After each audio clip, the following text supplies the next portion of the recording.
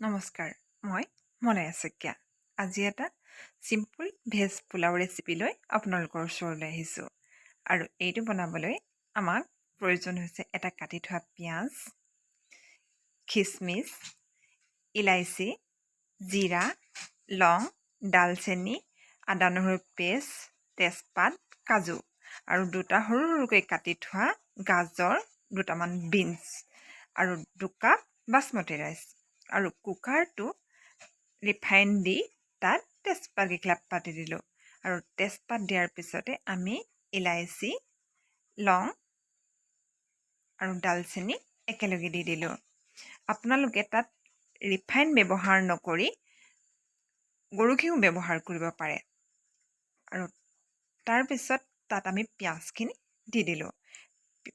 গেছটো চিমত ৰাখি পিঁয়াজখিনি 1 মিনিটমান সময় পিঁয়াজখিনি ৰঙচুৱা পৰি যোৱালৈকে ভাজিব লাগিব। ৰঙচুৱা পৰি যোৱাৰ পিছত আমি তাত জিৰা আৰু আদা নহৰু পেষ্টটো দি দিম। আদা নহৰু পেষ্টটো দিয়াৰ পিছত তাত কাজু খিচমিচো দি দিম। আৰু পিঁয়াজখিনি আদা নহৰুখিনি আধা ভজা হোৱাৰ পিছত আমি তাত বিনছ আৰু গাজৰখিনি দি দিম। গাজৰখিনি আধা ভজামান হ'ব লাগে, তেতিয়া তেলটো তাত ভালদৰে সোমায়।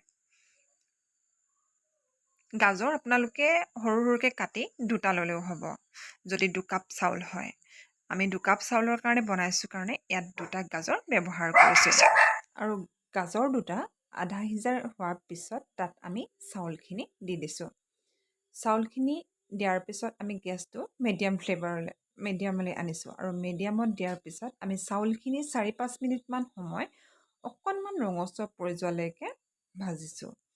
আপোনালোকে চাব চাউলখিনি যাতে অকণমান টান টান হৈ যায়, তেতিয়া মানে চাউলটো এটা এটাকৈ হৈ পৰে। চাউলখিনি আমি ধুই থোৱাৰ পিছত তাত মানে শুকুৱাই পেলাই 4-5 মিনিটমান সময় ৰাখিছিলোঁ। তাৰপিছতহে চাউলখিনি আমি ভাজিবৰ কাৰণে ব্যৱহাৰ কৰিছোঁ। আৰু এনেদৰে চাউলখিনি ভজাৰ পিছত তাত এচামুচ বাটাৰ ব্যৱহাৰ কৰিছোঁ। বাটাৰ দিয়াৰ পিছত আমি তাত গৰম পানী 2 কাপ চাউলৰ কাৰণে 1 কাপ গৰম পানী ব্যৱহাৰ কৰিছোঁ। আপোনালোকে চাব আন্দাজ অনুসৰি আপোনালোকে তাত চাউল যিমান আছে পানী সিমান দিলেই হ'ব। মানে চাউলতকৈ যে পানী ওপৰলৈ নাযায় সেইটো লক্ষ্য কৰিব ভালদৰে। আৰু এইখিনি এনেকৈ দিয়াৰ পিছত কুকাৰটো এটা চিটি মাৰিবৰ কাৰণে ব্যৱহাৰ কৰিব।